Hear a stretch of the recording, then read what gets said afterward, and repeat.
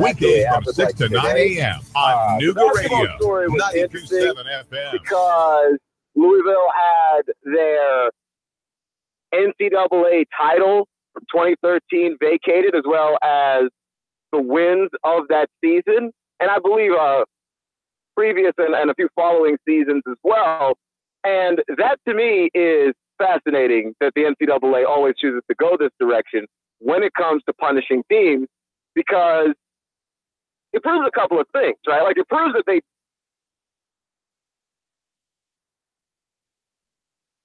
to enforce the thing that it is that they say that they want the teams to do.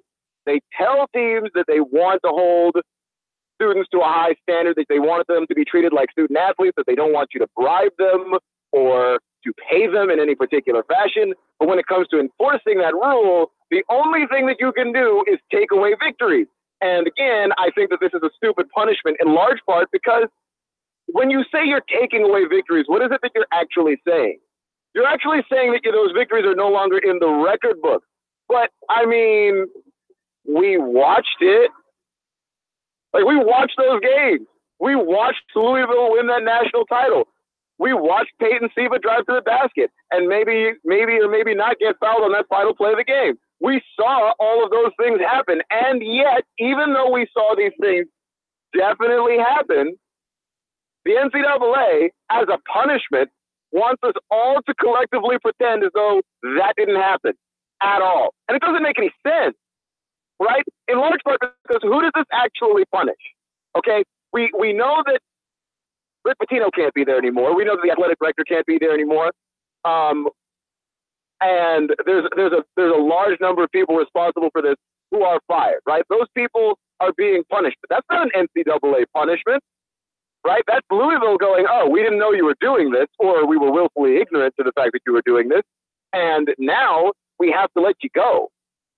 The NCAA punishment doesn't punish the school. It never punishes the school. It punishes the players who are no longer there, that their rings no longer count for decisions that they made while they were influenced by adults who should have known better.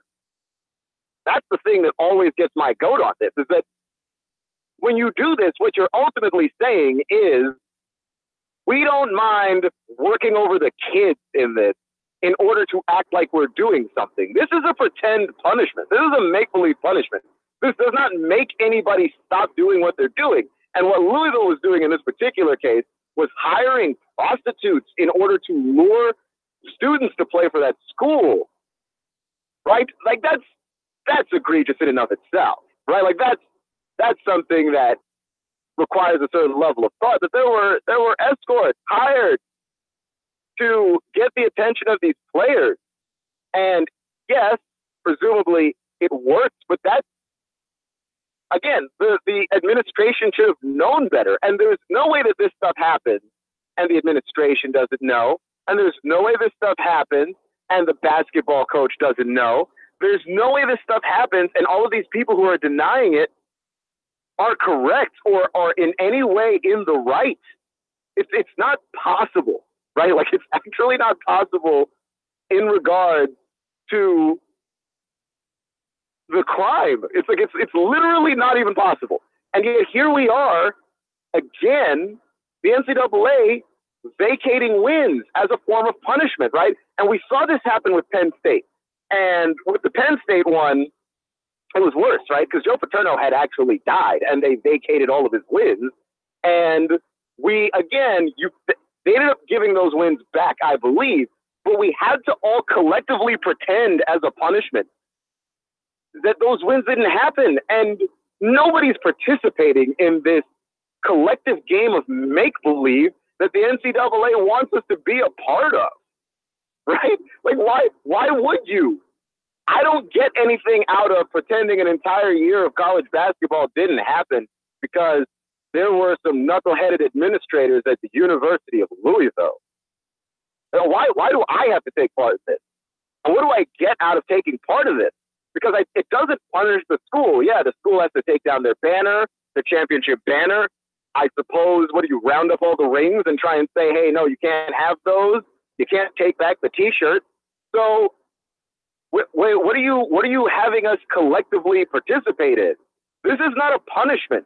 This is a game of make-believe. And what I'm saying is the NCAA, if they think this is actually egregious and they actually want people to stop, they should probably send out some kind of punishment. Now, I'm not saying the death penalty, though that seems to be the only actual teeth that they have, right? Either that or take away scholarships, in which case we'll do that then, right? Then take away the scholarships. Take away 4 scholarships a year every year for X amount of years, or shut the program down, or do whatever it is you have to do. But under no circumstances can you sit there and go, the actual punishment that we are going to hand down to you is that we are going to pretend that you didn't do stuff that everybody saw you do. That's not how any of this works, right? Usually, if you do something wrong, you get a real punishment. Like, imagine if you had a kid and you told that kid, don't take that cookie from the cookie jar. He takes the cookie, and the punishment is, we're going to pretend you didn't take the cookie. That's not a punishment, right? Like, we could actually pretend that you're hungry again and that you didn't actually eat the thing that I told you not to eat. But that's not how punishments actually work. They work when something of actual value has been taken away. Something that happened in the past is not a thing of value that can be taken away, because you can't take away people's memories of a thing. You can't take away what actually happened out there on the basketball court. We watched that 2013 season, and that Louisville team was a great team and one of the great college basketball teams of all time, right? Like, if you made an ultimate basketball tournament of the great NCAA teams ever, you might actually see that team somewhere in a tournament. That's how good they were.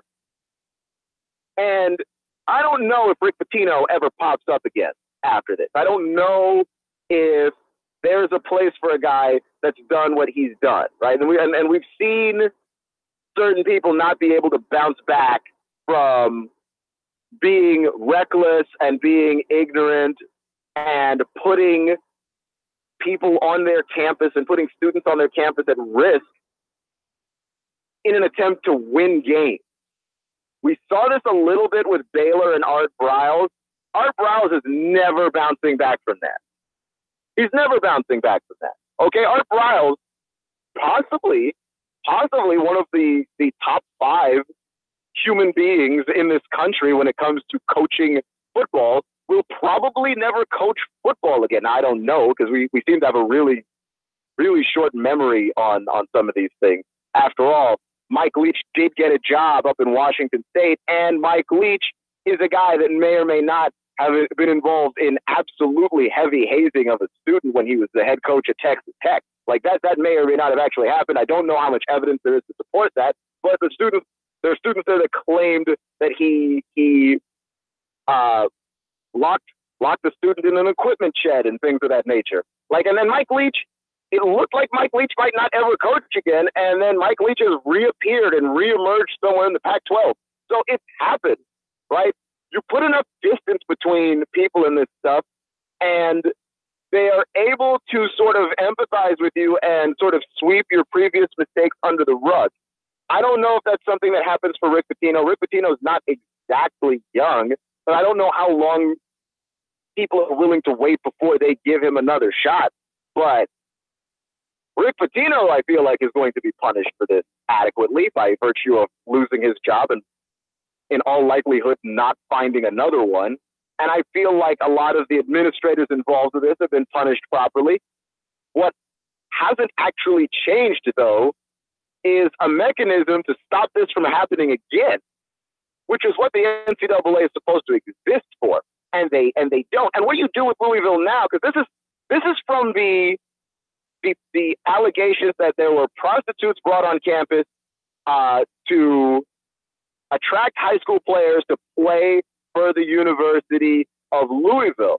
This is not even involving that FBI case involving getting kids sneaker deals, which is against NCAA regulations and was done in an under-the-table and illegal manner that drew the attention of the FBI, which did more investigating and came up with more on that story than the NCAA, because, of course, the NCAA, as I mentioned previously, is an organization with absolutely zero teeth, no bite whatsoever, and cannot in any way enforce stuff that they are telling you can't do.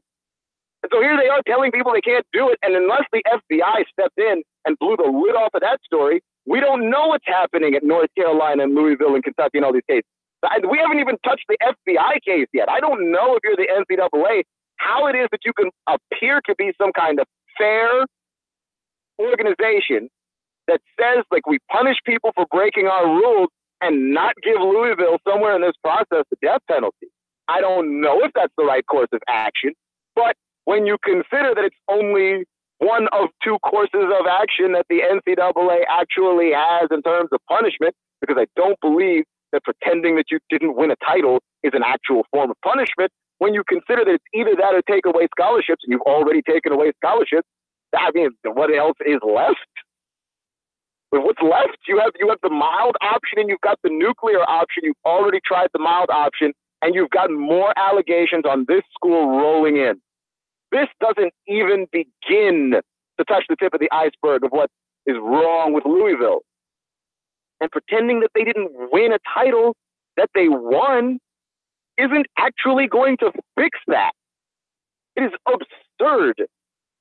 You're listening to all new Nooga Radio, NoogaRadio.com, here on 92.7 FM, Clutch with Keon Rose. I'm Keon Rose.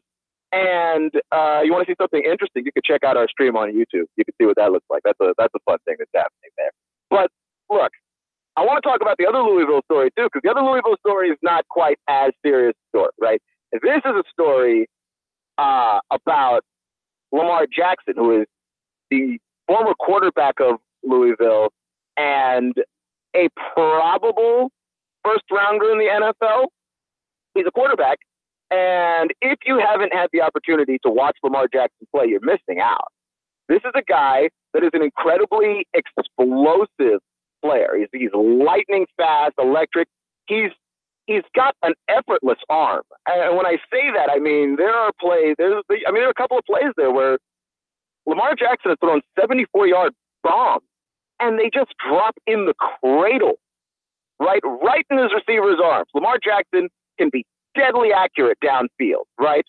But Bill Polian, who is an NFL analyst, and he's a scout, and he's been doing this for a number of years. So I don't want to pretend on any level like I'm somehow smarter than Bill Polian, because that ain't true at all.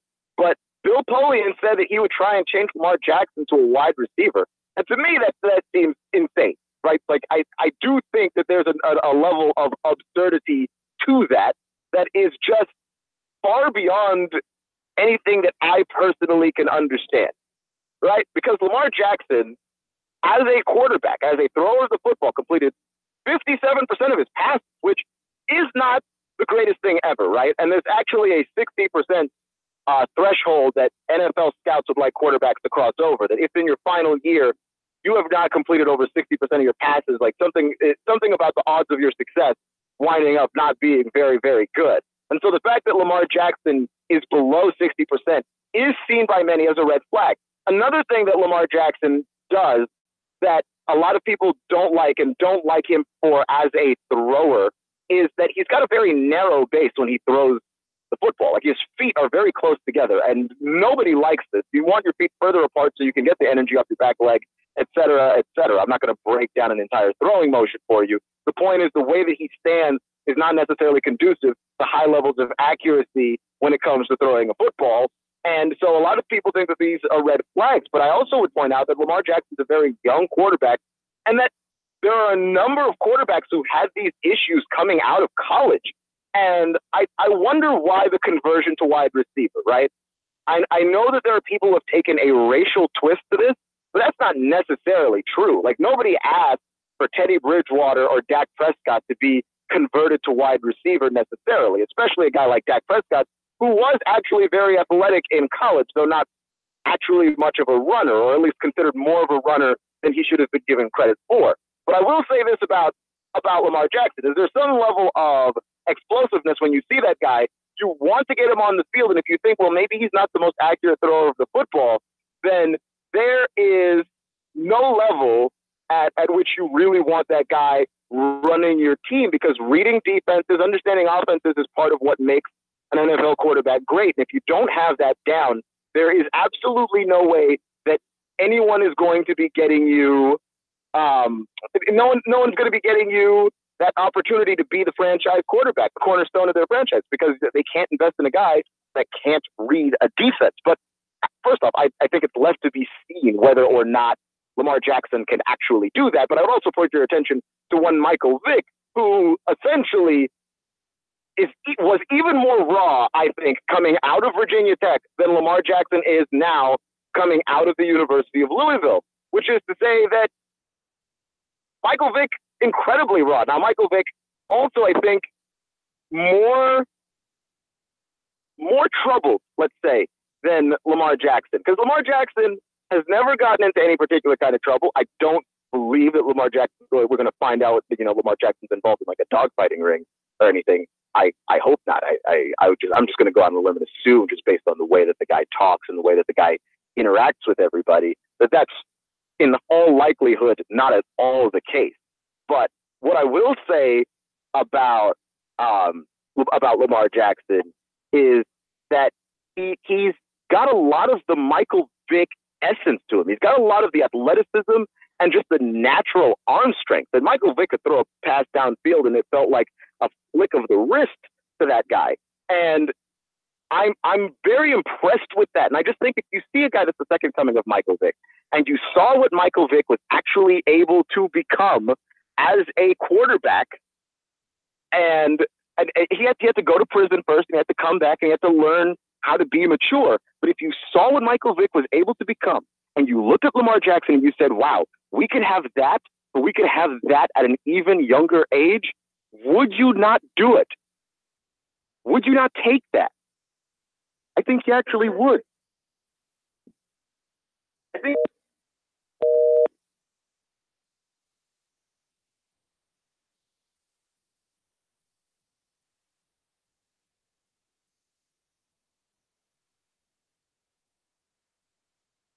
just seems absolutely strange to me. Like, why is there a desire to turn that guy into a wide receiver when you want him as a quarterback? You want that guy with the ball in his hands every single possession. Every single possession. And I understand the throwing motion. I do. Like, I understand that it's not necessarily the best throwing motion. It's kind of a sidearm delivery, which those tend to be low in accuracy. And as I mentioned before, the narrow base of throwing, that tends to be rather low in accuracy as well. But even when you account for all of those things, he's a guy that you can coach. He's a coachable guy. And there's nothing in his personality, and there's nothing in anything that anyone's ever said about him that would lead you to believe that there isn't something fixable there. I don't think that Lamar Jackson is a year one guy. But if you say that Lamar Jackson is a guy he's a run-first quarterback, he's a read option kind of guy, I point you to the number of quarterbacks who we've been able to get a lot out of them. We've been able to get a lot out of them. Now, I understand, like, by the way, Bill Polian upset the entire state of Kentucky and certainly the University of Louisville, which is really not that far from us at all. I understand that that's upsetting to those fans who watch Lamar Jackson week in and week out. And like, nobody was the biggest pom-pom waver of Lamar Jackson with regards to him winning the Heisman Trophy 2 years ago than me, because like once I started watching him, it was impossible to stop watching him. Guy's incredibly good. He's incredibly good. And if you've just got that level of talent, I don't understand why it is that you would not want that guy running your offense. No, I don't think you draft Lamar Jackson and he's ready to start year one. I think he needs to be polished a little bit. I think if you've got a team and you've got an aging quarterback, the Giants and Eli Manning, the Chargers and Phillip Rivers, the Steelers and Ben Roethlisberger, why wouldn't you take on a guy that you can put on the bench for maybe 1, 2, 3 years and then have him learn behind one of these guys, which, by the way, like Eli, Ben, and Phillip are all incredibly smart and understand the game on a cerebral level. Why not put him behind one of those guys to learn? And then when he's ready, you have someone who may be able to understand how to read an NFL defense, understand the nuances of an NFL offense, but then would have essentially the athleticism of a Michael Vick. You mean, if you were able to get Michael Vick minus the baggage, wouldn't you take him? Because that was always the knock on Michael Vick, was the baggage. Right? Because Michael Vick went to back-to-back NFC title games. Right? Before he got good at throwing the ball. Before he got good at reading a defense. If you could have a guy like that, minus the baggage, I don't understand why you're not clamoring to draft that guy round 1, and why we're even having a discussion about changing his position. Quarterback's the position he's been playing. And we've seen, by the way, what happens with incredibly athletic guys that you change over to wide receiver at the last second. And that is that, you end up with a Terrell Pryor kind of deal. Like, it doesn't work out as well as you think it's going to work. You're listening to all new Nooga Radio, NoogaRadio.com, 92.7 FM. We're going to talk about some of the sports stuff that happened while I was away. Next.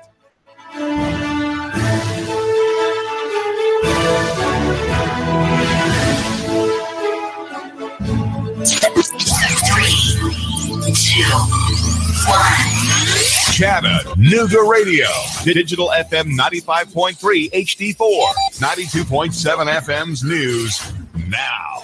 Southside Social remains closed, and Mayor Burke is weighing in on the killing of Cache Peterson. My sympathies and thoughts are with the family and loved ones of the victim, and we continue to hope for the other victims' quick recovery. Police say the two victims had no known ties to gangs, and the families said they had no enemies. The Economy Inn will remain open, but under certain conditions. The judge will allow Economy Inn to reopen under the conditions that the owner hires a 24-hour security guard and installs more lighting. According to court records, there have been more than 800 911 calls regarding the inn in just the past 2 years. And Google breaks ground in Tennessee. Google officials announcing they are expanding data centers and offices in 14 states, including Clarksville, Tennessee. The facility will be Google's 8th U.S. data center and the 15th nationwide. Val St. John for Nooga Radio, News Talk 92.7, News Now. Traffic, news, and information. Nooga Radio, Digital FM 95.3 HD4 and 92.7 FM. Expect fair to partly cloudy skies to continue through your nighttime. Cold overnight, lows mid and upper 20s. Now for your Wednesday, look for some sunshine with a breeze out of the north, though. Light cold, highs up around 40 with more mainly dry and cold weather expected through Friday. Celebrate the new year with Dixieland Fireworks, locally owned with the largest selection around. A Black Hat dealer with the lowest prices in Dixie. Dixieland Fireworks, just off I-75 on Ringgold Road, East Ridge. And I'm Sworn Team 12 Chief Meteorologist Patrick Hoare. Chattanooga Morning News with Russ and Val. Weekdays from 6 to 9 a.m. on Nooga Radio, 92.7 FM. Get ready for country music legend T. Graham Brown. I tell it like it used to be. Saturday, February 24th, 7 p.m. at the Colonnade in Ringgold, Georgia.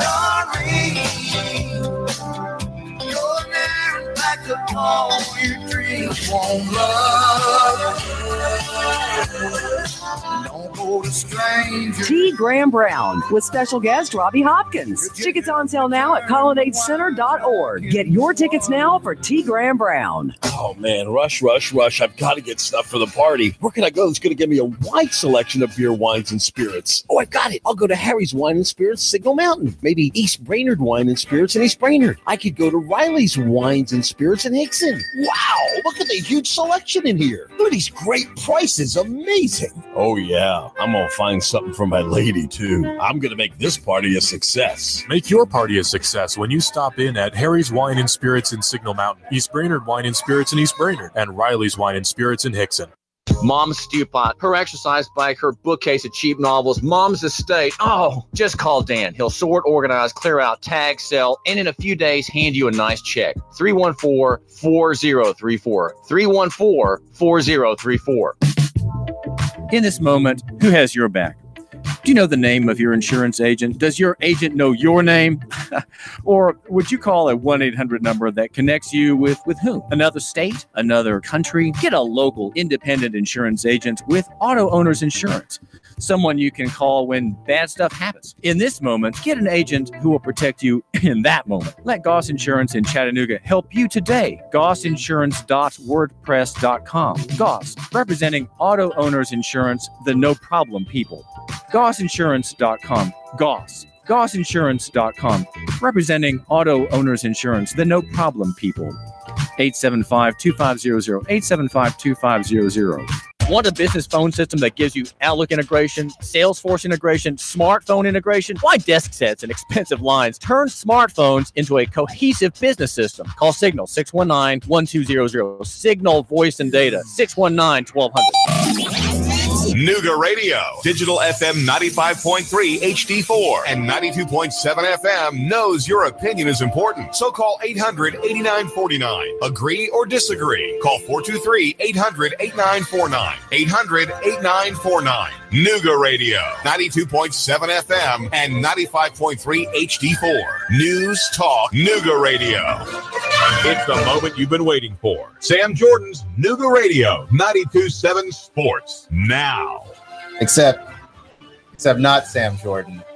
Keon Rose. This is Clutch with Keon Rose. In fact, you know what? I'm going to have my own bumper tomorrow. Watch. So, I was out yesterday, and I was a little sad about that. I had a friend I had to see. Just wanted to spend some time with that guy. We went to go watch the Predators, and that was a great game. They won 5-2. It was wild. Also, Predators fans are crazy people in the best way possible. It was fantastic. But here's the thing that I just wanted to talk about, and I was upset that I didn't get the chance to talk about this. The All-Star game, the NBA All-Star game. Now, we could talk about the game. It was actually a good game. Players were trying. LeBron James won MVP. Team LeBron won the game. Right? Like we could talk about the fact that the game was actually successful. But quite frankly, all of that is overshadowed by the national anthem of that game, which is Fergie. She killed it. She killed the national anthem, but not in the good way. In like the stab in the back murdery kind of way. That wasn't good. What she did to the national anthem, she tried to sing it like some swing jazz version of it. And it came across as terrible. Please look that up on YouTube and have yourself a laugh, because all the players that were there, they were laughing. Charles Barkley was in the TNT studio. He was laughing. She tried to do something new with the national anthem. And you know what? I want to always tell people to take risks, but there are some risks you don't take. Right? Like, there are just some risks you don't take. You don't eat sushi from a gas station. That's a risk. You never take it. Never take that risk. Right? Like that should be obvious. Don't eat sushi from a gas station. You will get sick. And you're lucky if you don't die of like dysentery. So there are risks you don't take. Trying to improve the national anthem? No. You know how you successfully conquer the national anthem? You know how you do that? Here's how you do that. You sing it. Straight up. No tricks. Every time I've seen someone try and do something special with the national anthem, something goes horribly, horribly awry with the national anthem. In the worst way, right? Floyd Mayweather, Manny Pacquiao. How many of you remember Jamie Foxx attempting to sing the national anthem? Do you remember that it sounded absolutely ridiculous? Because it sounded absolutely ridiculous. It was in no way. There were zero redeeming qualities. None whatsoever. Jamie Foxx singing that national anthem. And it was because he was trying to get clever with it. Right? Not very many people on this earth have the range to go out there and dominate the national anthem. Pretty much that list begins and ends with Whitney Houston. Right? Like Whitney Houston has the most memorable singing of the national anthem ever. And it's because she just had stupid range. Like she could just hit high notes, she could go low, and that song requires that you do that. Right? Like she's got crazy range, right? And I was talking to my friend about this because he's a singer. Danny Martin, check out his music. We were talking about this, and he's like, yeah, no, that song is a hard song to sing. It's tough. And I get it, man. Like that song is difficult. It ain't easy. So why was Fergie trying to make it a jazz version? We're not trying to dance to it. And as a result, she wound up missing a bunch of notes in the song. It just sounded dreadful. Like I'm not a singer, and so I very often try not to criticize people who sing publicly. I can't. I know I can't. Right? I don't even really criticize people who speak publicly because I do it for a living and it's a hard job. Like when you start to talk and you realize like, oh, I don't have anything to say. Yeah, that's not a great spot to be in. Or you said something and you realize that it sounds absolutely ridiculous, and then you have to wonder about whether or not you should continue with it or you should double down. There's a number of different situations that can go very poorly for you when you speak publicly. I think there are an infinite number of situations that can go very, very poorly for you when you sing publicly. So many more things can go wrong. It's unfathomable. So I try not to be very critical of people who sing publicly. It's tough. But what was Fergie doing? I mean, what was she thinking? Honestly, I really want to know. Because I'm looking at the national anthem and I'm looking at Steph, Try Not to Laugh, and Draymond, Try Not to Laugh, and Kevin Durant and LeBron James, and even Chance the Rapper standing on the sideline. Everybody's trying not to laugh and failing miserably because how do you not laugh your entire way through that song? You butcher the national anthem like that.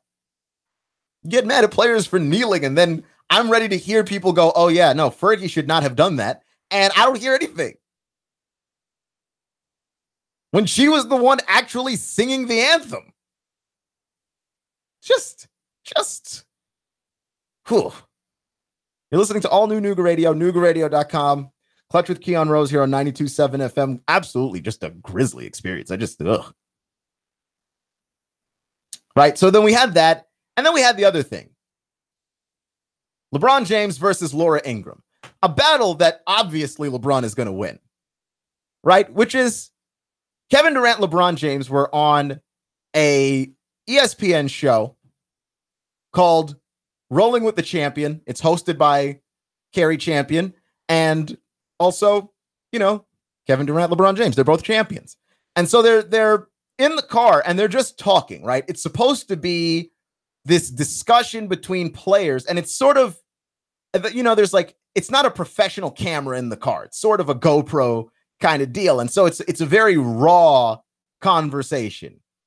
And LeBron James and Kevin Durant criticized the president.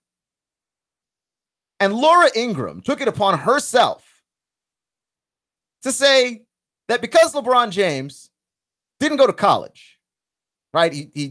She actually inaccurately said that he dropped out of high school. LeBron James did not drop out of high school. He graduated from high school, and then, because he was talented enough to play in the NBA, went to go play in the NBA. Okay, some people finish high school and go work on an oil rig.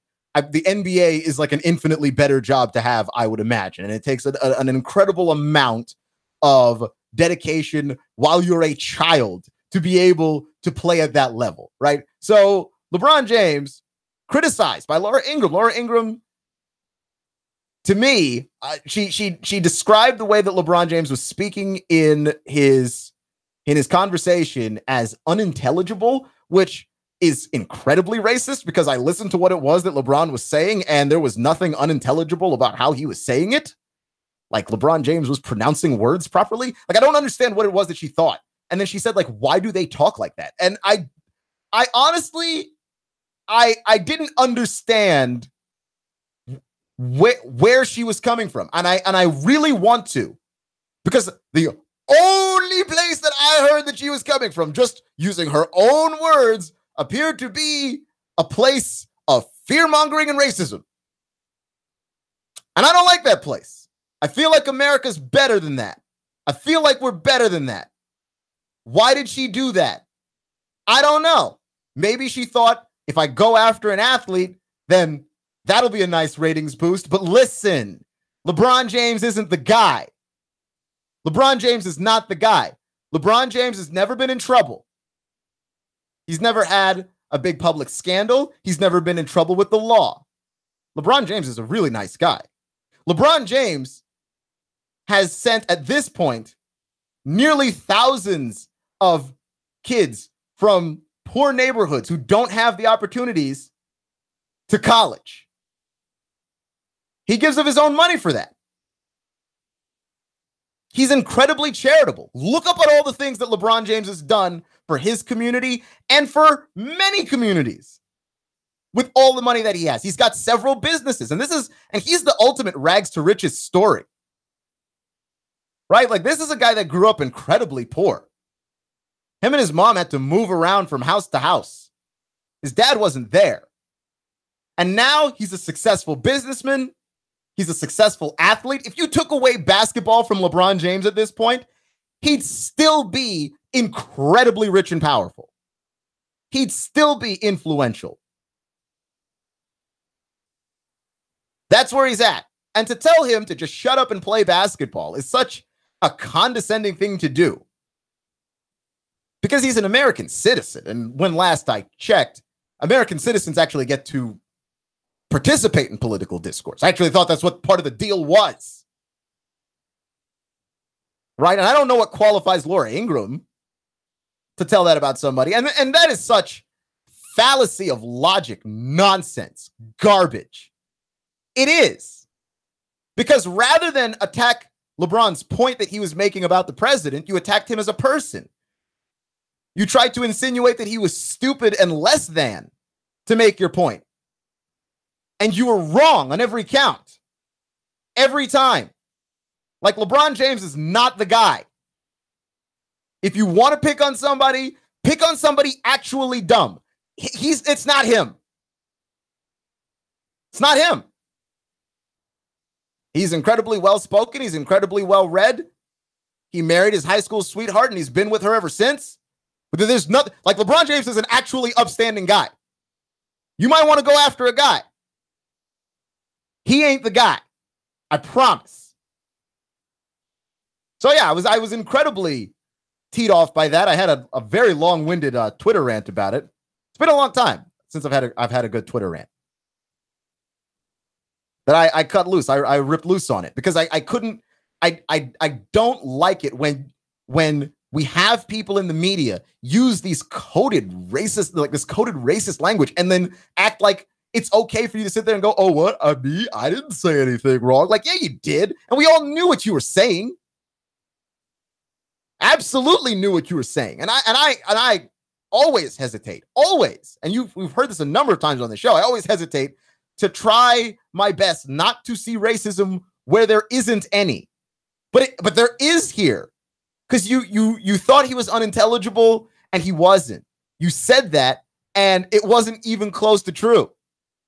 Like, he was definitely speaking English. He wasn't using any slang. So what could you possibly have been referring to? And even if he was using slang, is there something wrong with that? What would be the problem with that? Besides, you don't like it, right? Like that was my big issue with Laura Ingraham and all of that, right? Like, she really tried to demonize somebody that you really cannot demonize. Like, he really can't, not him, really not him. He is an actual role model for children. And I wish that she had done this over a really hot take, right? Like, I really wish that LeBron had said something absolutely ridiculous and spicy, but he didn't. He really shared a pedestrian, middle of the road opinion. Like, it wasn't even worth getting bent out of shape over, and she found a way to attempt to bend out of shape. Right? And then later, she invited him to come on her show, which actually goes to drive home the point. LeBron James has no business being on Laura Ingram's show because it would actually be beneath him. LeBron James has nothing to gain from going on her show. Zero things. Laura Ingraham has a lot to gain if she could land LeBron on her show. She never would. He's got nothing to gain. Like, in the power balance, we're not going to be talking about Laura Ingraham next week. Just how stupid can you possibly be to go after a guy like that? An actual good person. Right? And not to go after his ideas, because I don't have any problems going after people's ideas. But to go after the guy? Which, again, I wouldn't have too big of a problem with it if he had actually done something wrong. Except he didn't. He just talked about the president. Which, you know. Like, to tell him to shut up and play ball is like this is, again, the most condescending thing you could have said to him when you consider the number of people that I have seen on Fox News. Kurt Schilling, who used to play baseball, he's not qualified to be talking politics with anybody. Kid Rock was on Fox News talking about transgender issues as though A, he's qualified to it all, and B, he's not Kid Rock, and like we should just not be listening to Kid Rock say words anyway. Like, what are we doing? What are we actually doing? You're listening to all new Nooga Radio, NoogaRadio.com. You're on 92.7 FM. Clutch with Keon Rose. I know that the bumper said Sport Talk with Sam Jordan, but that's actually the show that comes on before this show. Make sure to check him out every single day. Sam Jordan. He's pretty great. So, one thing I did want to talk about, though, was the Atlanta Braves. Because the Braves made a free agent signing and it, you know, it's underwhelming. It wasn't a great free agent signing. In fact, it was one of the low-level signings. Like, you got a lot of people making all of these moves, all of these trades, right? Like, somehow the Yankees wind up with Aaron Judge. We know what the Cubs were able to do acquiring Yu Darvish, right? Like, we know what all of these teams are out here doing. And the Braves were like, yeah, we're just going to get Peter Moylan back. We're going to get back a 38-year-old pitcher who used to play with us and then was playing with the Royals, and I guess now he's back again. Woo! Go Braves! And I think that this is actually the smart thing. Like, what were the Braves actually going to do? The Braves are attempting to build this baseball team the long way, right? Like, the Braves are attempting to build this the baseball team, the way that we've seen the Astros get built, where we knew they were going to be good several years ago, but you actually had to wait all those years for them to get good. We're seeing them build a team the way that the Mets are getting built, where you knew that the Mets got built before they imploded, where you knew they were going to be good, right? Like, they made sure to lock up Matt Harvey and Noah Syndergaard and all of these great pitching talents they were able to hit. We saw what this team was able, like what those teams were able to do when they just decided, you know what, we're going to lock down for the long haul. We're not going to try and make any flashy trades. We're not going to make any free agent signings that are huge and big splashes. What we're going to do is we're going to get our farm system right. We're going to try and draft well and make our long-term investments work out, right? That's where the Braves are. That's what the Braves are trying to do, and they're in year 2 of this. So we've still got some time before the Braves are a really good baseball team. So the Moylan thing's not bad. And honestly, Moylan was actually a really good reliever last year with the Royals, which, you know, again, I'm not trying to get your hopes up.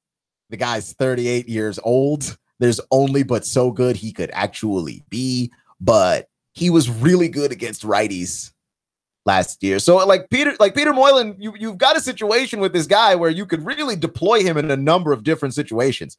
You really shouldn't just have him be a reliever in general. He was great against right-handed hitters. He was terrible against left-handed hitters. So you know situationally where you can use him, right? When there's a lineup with right-handers, you know where you can use him. And honestly, the Braves need any help that they can get pitching the baseball, right? Because they were terrible at it last year. Just ridiculous. Like unwatchable kind of terrible, especially for much of the beginning part of last season. And I don't have really high hopes for the Braves this year, but I will say this about the Braves, they could be watchable. Like they like the way they ended last year, that baseball team could legitimately be a watchable baseball team. The issue here is A, where they choose to deploy players, and B, what these guys that they've brought up, like how well these guys develop. But I think we have a chance to at least watch watchable Braves baseball where they're competing in a lot of games. I don't know how many they win, but they compete.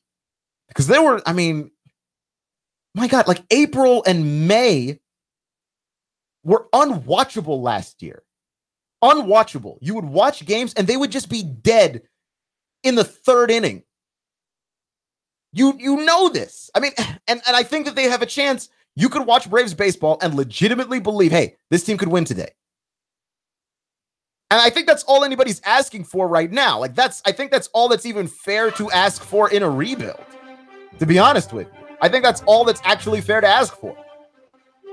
You're listening to all new Nooga Radio, NoogaRadio.com, here on 92.7 FM, Clutch with Keon Rose. Remember, folks, it's not how you start, it's how you finish. Stay clutch, and I'll see you in 24 hours.